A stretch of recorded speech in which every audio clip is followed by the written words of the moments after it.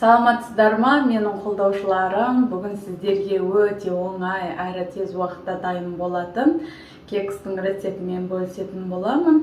Сіздерден қолдау болса, менен күнделікті жаңа рецепттер түсіп отыратын болады. Ең алдымен менің каналыма тіркелсеңіздер, ұнаса лайк басып, комментарий қалдырыңыздар. Және де қоңыраушаны баса кетуді ұмытпаңыздар. Видеоны соңына дейін көруге кеңес беремін. Бізге қажет болады 3 жұмыртқа, сүт, шекер, сұйық май, разрыхитель және де ұн қажет болады. Ең алдымен жұмыртқамызды ыдысымызға жарып аламыз. Үстіне шекерімізді саламыз. Жақсылап венчикпен араластырамыз. Миксерді қажет етпейді.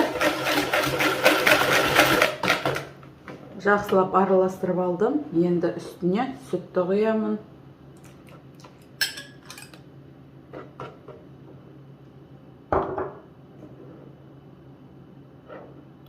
Сұйық майды.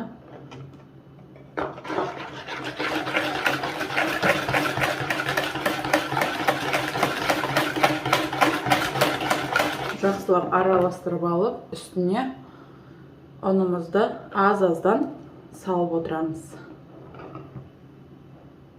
Осы аралықта ұнның үстіне разрыхительді қосып жібереміз.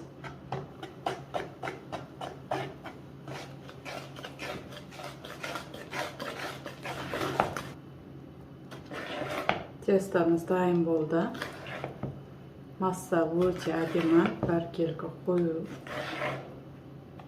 Енді осы массаның үстіне менде балдардан осындай апельсиннің қабығын жуып тазалап алып қаламын.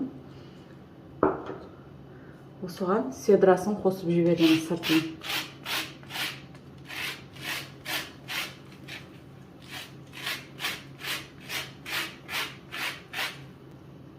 Иісімен дәмі деген өте әдемі болып шығады.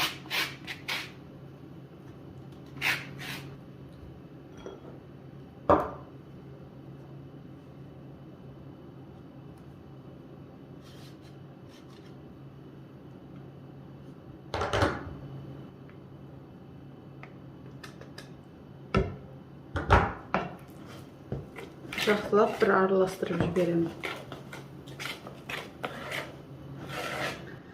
Енді ыдысымды бір шетке алып, мен осындай формаға салайын деп отырмын.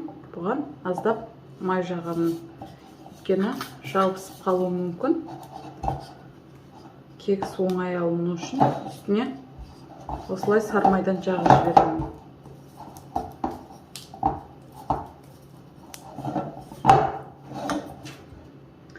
Формамды дайындап алдым. Енді үстіне дайындаған массамызды құямын.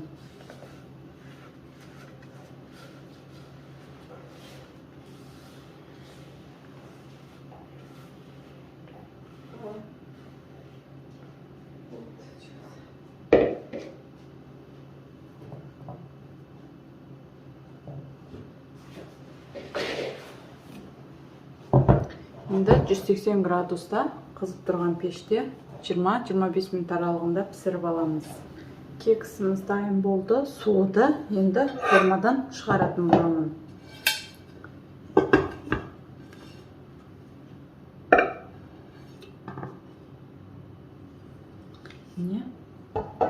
Енді бетіне мен шоколад ертіп құйып жіберейін деп тұрмын. Сахарный пудра сепсеңіздер де болады, немесе осылай шоколадпен не өзін ұсынсаңыздар да болады. Иісі дейтін өте күшті болып тұр. Апельсиннің иісі шығып тұр. Кексіміз дайын болды. Иісі дейтін өте күшті болып тұр. Мен бетіне шоколад құйдым. Сахарный пудра сепсеңіздер де болады, немесе осылай шоколадпен не өзін ұсынсаңыздар да болады. Енді қазір кесіп дәмін көретін боламыз. Өте жұмсақ болып тұр.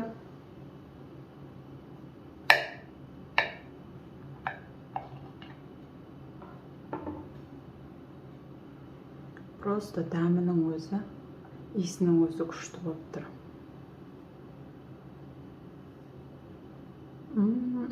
Өте дәмді кекіс. Сіздерге де жасауға кеңес беремін. Сіздермен болған мен Гүлжанар.